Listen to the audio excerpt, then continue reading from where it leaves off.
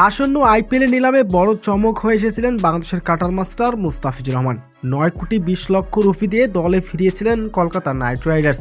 কিন্তু প্রশ্ন উঠেছে, মুস্তাফিজুর রহমান যদি আইপিএলে একটি ম্যাচও না খেলেন তাহলে কি পুরো অর্থ পাবেন?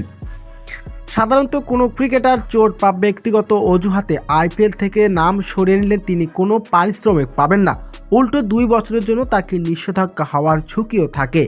কিন্তু মুস্তাফিজুর রহমানের ক্ষেত্রে বিষয়টি ভিন্ন। তিনি চোটমুক্ত ছিলেন এবং বাংলাদেশ ক্রিকেট বোর্ড বিসিবি তাকে পুরো মৌসুমের জন্য খেলার এনওসিও দিয়েছিলেন।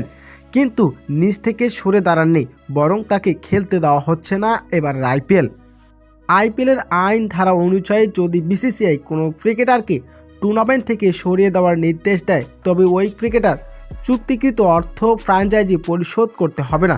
অর্থাৎ মুস্তাফিজুর রহমান সেই 9,20,00,000 থেকে তিনি 1 পয়সাও আর পাচ্ছেন না।